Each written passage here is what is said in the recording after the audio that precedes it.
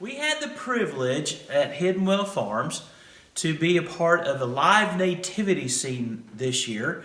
And what that has to do with our farm is our sheep got to go and be star players in the live nativity. And I will tell you that they had a blast, and our people really enjoyed having the sheep there. We got, tons of comments? What do you think was the best part of having the sheep there?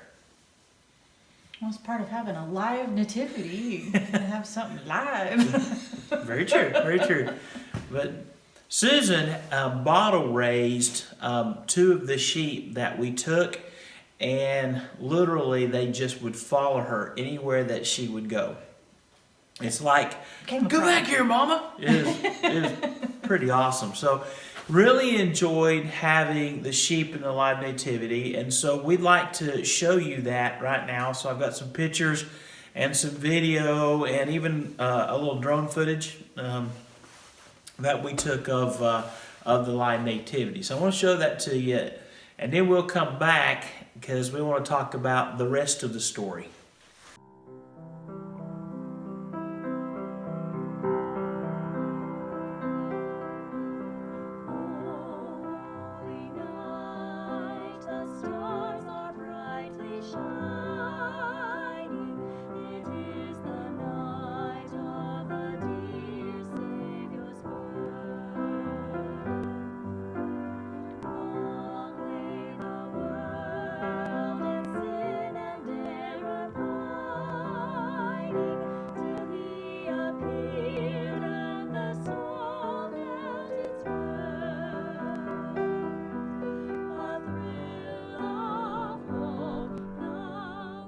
So here's the rest of the story.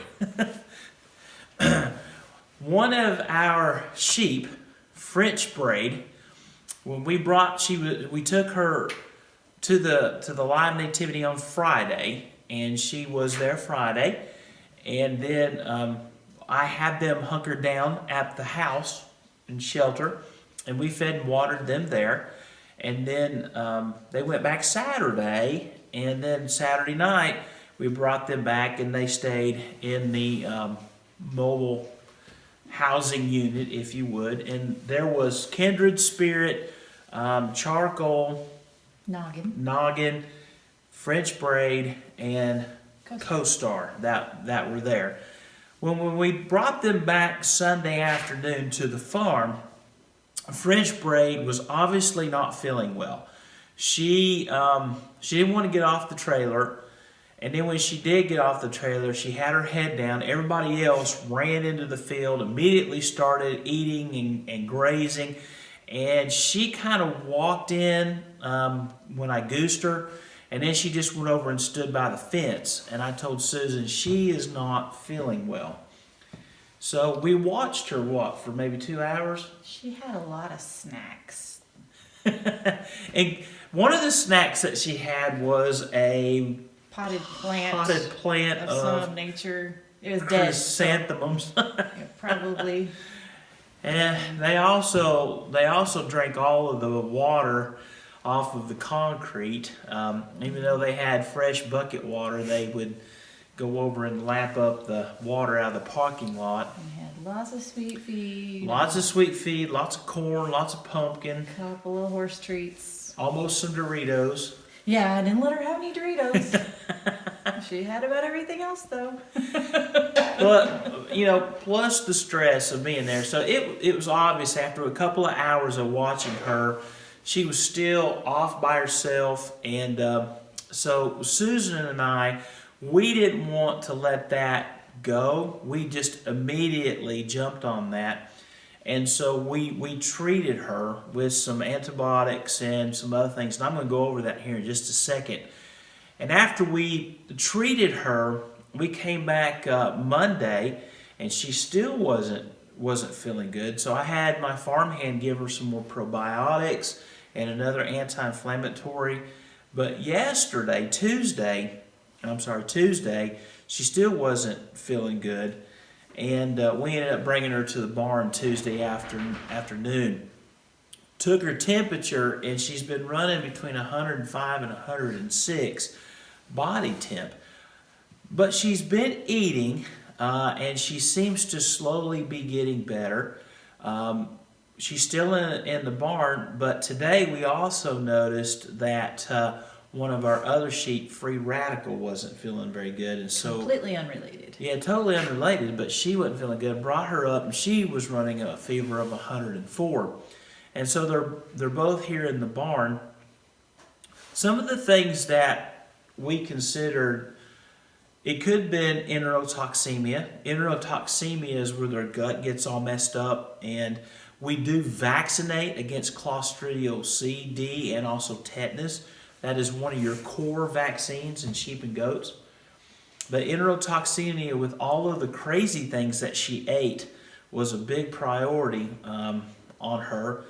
I was also worried about listeriosis. Listeriosis will sneak up on you because it's everywhere. Moldy hay, moldy grains, old stuff, wet, moldy things, and her eating that dead plant, being out there, and then on the trailer, even though we put fresh hay and stuff in there was access to other moldy things. And she also had some pumpkin, that had been used as decorations. So I was worried about listeriosis. Listeriosis, in its very early forms, can cause a fever, but it also causes brain abscesses and neurological activity. So if she was breaking with listeriosis, you want to jump on that really, really early, because if you catch it early, you can fix it. And so the third thing I was worried about was polioencephalomyelitis. They make thiamine, which is cyanocoagulant in the rumen in their gut, and they have to have large quantities of it. Ruminants do. And if they get deficient because their gut is off, it will cause them to be really depressed. Not typically run a fever with polioencephalitis. And then, of course, the other thing that I was worried about was stress pneumonia, breaking with sometimes when you stress ruminants and you stress horses and they're not used to things, they'll break with a pneumonia because of the natural bacteria, Pasteurella multocida, hemolytica. There are a couple of others. Mycoplasma is another one that we see quite often in stress situations. So I was worried about all of those things. And so we began to basically broad spectrum treat her for those things. And she has been getting a lot better. And her and Free Radical are also carrying babies. So that was kind of worrisome as well. But they don't have COVID. As far as we know, they don't have COVID. They didn't get it. And I got tested, and I don't have it either. So I'm happy about that. Okay, Susan was really kind to buy me a veterinary box. And I wanted to show that to you. My new organized veterinary box helps keep my stuff a lot more organized and everything. But inside of here, we have several of our drugs. Here's our thermometer. Ketoprofen, which is a non-steroidal anti-inflammatory. I've got some ivermectin products and stuff like that. You may have heard of ivermectin with all the news and stuff going on. Some Bo-C for selenium deficiency and immunoboosting. I've also got some antibiotics up in here. I've got a lot of tagging equipment and also a lot of other antibiotics and anti-inflammatories and vitamins and all that kind of stuff down in there. And then it's got these little side things on it that you can take up here and let down. And so I've got inside of here some more tagging equipment. I have some scalpels, some ophthalmic stuff. I've got some hoof trimming equipment that we can keep clean, and we have inside of there. And then down in here, I've got some bigger antibiotic syringes and needles and things just to keep it organized and to keep it clean. Okay? So the first thing that I want to do this evening is I want to go over here and kind of do a physical exam on these girls. I want to take their temperature. I've not got to see Free Radical today, so I don't have really any idea what she's doing other than running a fever. And the one thing I will tell you straight up is I ran off from the office tonight and did not bring my stethoscope. And I really wish I had it, but I have heard Free Radical coughing the whole time that we've been in here. So probably got a little bit of probably some stress or weather-related respiratory disease going on. But we're going to take a quick look at them, and then from there, we're going to treat them appropriately, okay? All right. I went to Kroger to buy a thermometer. They didn't have any thermometers. I mean, if you have a certain thermometer and that thermometer has got like 2 shelves and they're all gone, and then you have all these other thermometers, that usually tells you that the other thermometers aren't any good, okay? So this was the closest thing that I could get, and it's a pretty darn good thermometer. It reads and it does it, it's quick and all that kind of stuff, but you have to have an app on your phone to make it work. That was a little frustrating. I wasn't expecting that, okay? But it does work, and we've got it set up, so we have an app thermometer. This one here is French braid. Now, French braid is our bottle baby, and for the most part, she's easy to deal with, although she's gotten annoyed being poked and prodded and stuff all the time. But I do want to take her temperature this evening. It has come down. This morning it was only 103. It had gone back up to about 104 this afternoon. I gave her some oxytetracycline yesterday on Wednesday, and Sunday I had given her enterofloxacin, and it really hadn't seemed to touch it. Which I will tell you that oxytetracycline is a better treatment for listeriosis than enterofloxacin, which is great for pneumonia. So I kind of wish I would have started with oxytetracycline, but I'm going to take her temperature and we'll go from there. Temperature is 104 still. All right. Dorothy is. She's got great color in her mucous membranes, okay? I will tell you that about a month and a half ago, when I weaned her, I gave her some Valbazin because she seemed like she might be a little wormy. And she also got vaccinated at that time.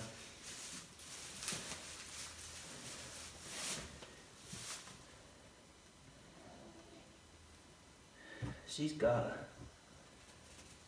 a little bit of diarrhea, dingleberries here going on. Baby. She's still at 106. Goodness. But her color is really, really good. Tell us about sheep fever. What's well, the normal? a normal temperature for a sheep is about 100.3 to 101. Okay? I don't get too concerned about them running a fever until it's like 103. That's when I get really kind of concerned about it.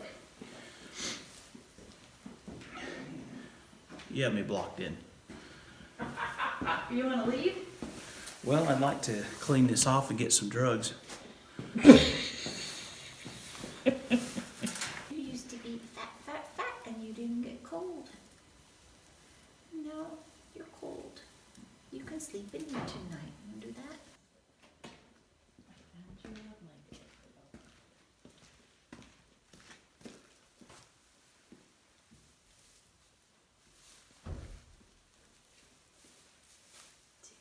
Is that better?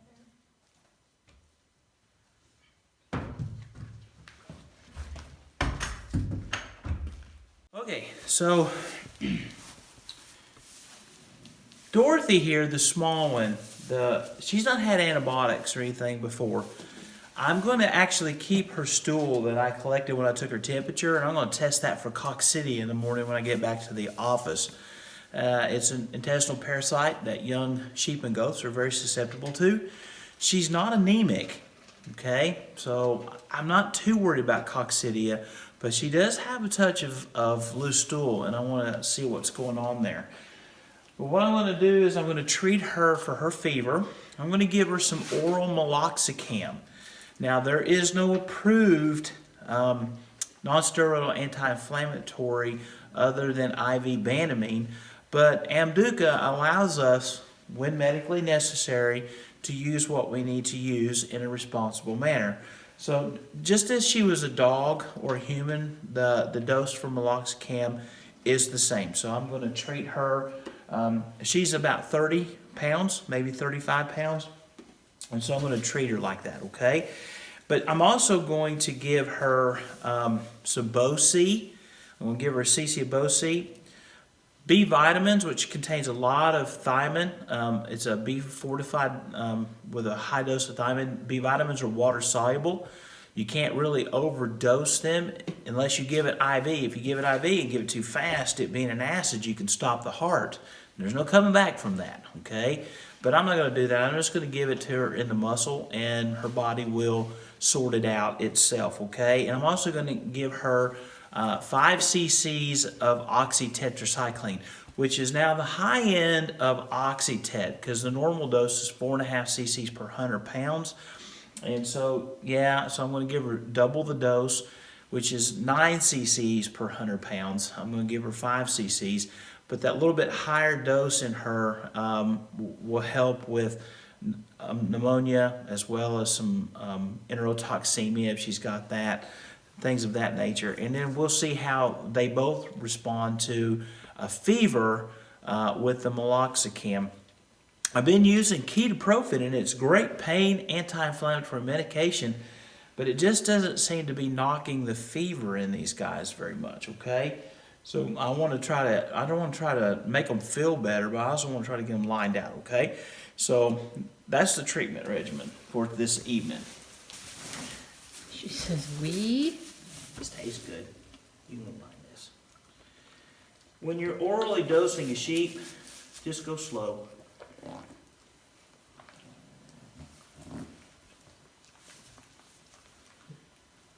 You gotta get a little bit more. There you go.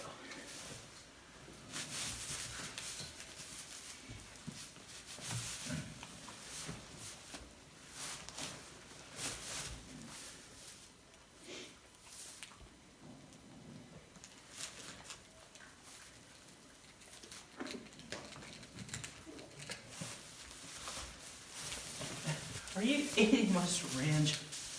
Reggie. Okay, this is the Bo-C.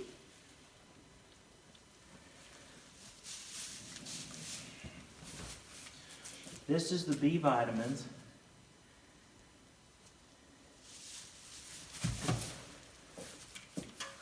And this is the oxytetracycline.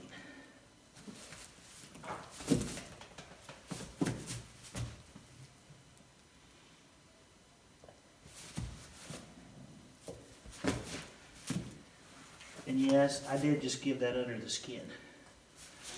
On purpose? They absorb it very well from underneath the skin. It's cold, it's burning a little bit. Oh, she does not look happy. Look at the delicious snacks. Dorothy doesn't seem to be much of a snacker.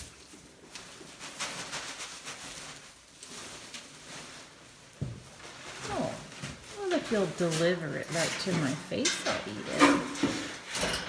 So we'll let you know how French braid and free radical do. I thought you said it was Dorothy. Free radical had a baby. This is free radical's baby right here. I'll show you a picture. I'll put it right here. Okay. Do you see it? Nope. Use your imaginoscope. Do you see it now? She's so cute. She is cute, yeah. Anyway, Dorothy. We'll let you know how Dorothy and French braid do, and I'll also let you know the results of the stool sample that we took, and we'll see how she does. But I think they're going to do fine. They're going to be fine. They just got a little setback, and I think Dorothy has actually got just a little touch of It's too coldness. coldness, a little pneumonia going on there is what her problem is, because she's coughing a little bit, and she's also grinding her teeth, which means she doesn't feel good. She's hurting a little bit.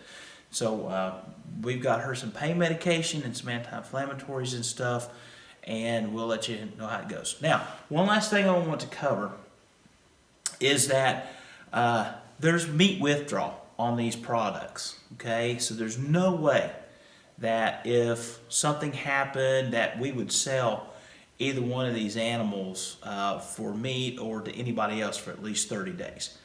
And what we do to keep up with that is we use a mobile app called Livestock.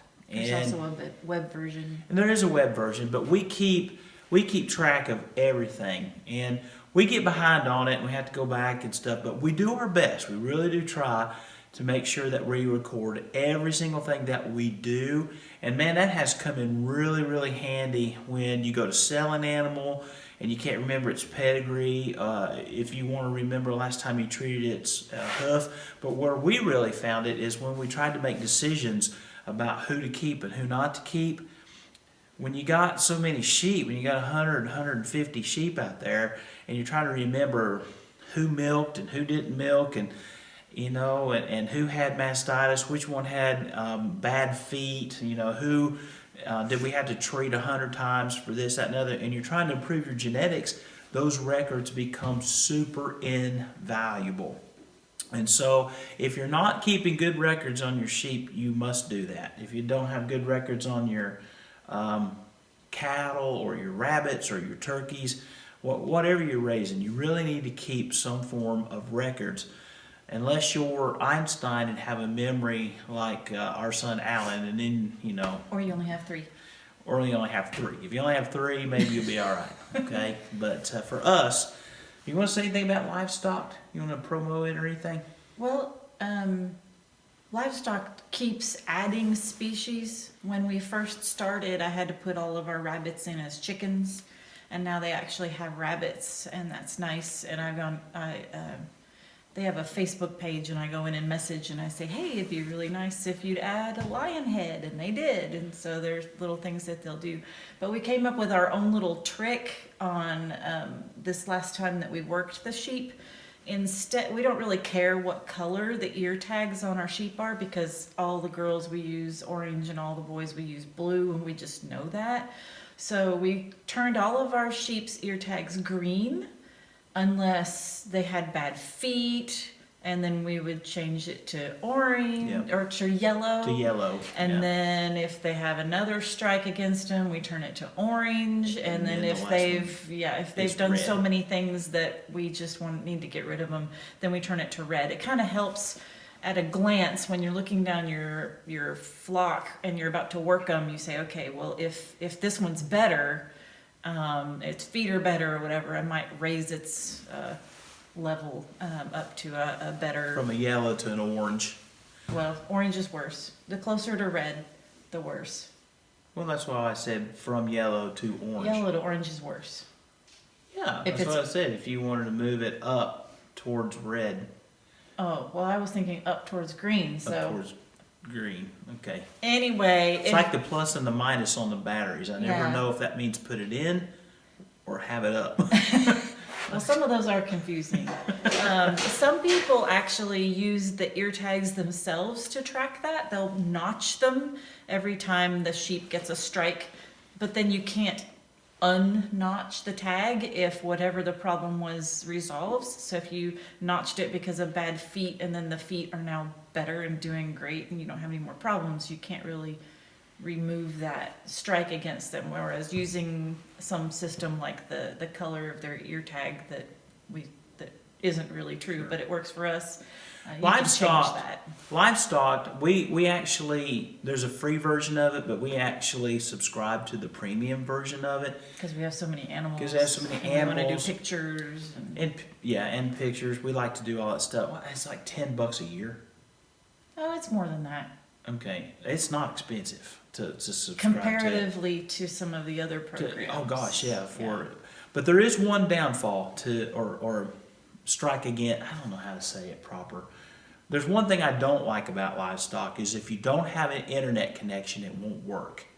And so I installed some really cheap, low-grade satellite internet service to our farm so that when we're out here, because it's hidden well and we don't have anything out here, so we installed some satellite internet and just a real low tier so that we can hook up and you know, it's got like 5 megabytes per second download and like 2 But we've got upload. a cell tower right there. But that's Verizon, and we don't have Verizon. And they didn't have that cell tower up and operational when I put the 2-year contract in on the internet It service. wouldn't have Okay, mattered. We still can't use the cell tower. that's true because we have AT&T. That's another thing. So, but I wish that they had an offline version that you could just have on your phone, And it would and update then when you online. went to and you got to the internet, that it would update at that point, because you know. A lot of farmers, especially in Australia and New Zealand and in the United States and Mexico, when you're out on the farm working, most of the time you don't have internet access. And so that is one thing that a lot of times when we're down here in the lower field and we're working sheep, we have to print out our records and take them with us, okay? And that way we can come back and then enter the data and stuff. Whereas if we just had internet access, you could do it all live at the moment. But we will enter all of the treatments and stuff that we've done for our sheep. We'll keep track of their temperatures and all that kind of stuff. And that's just good management. But I think that's all from Hidden Well Farms. Thank you for joining us this evening. Do you have anything else you want to say? Will Sue checking out. All right. We'll see. Bye, Hidden Well.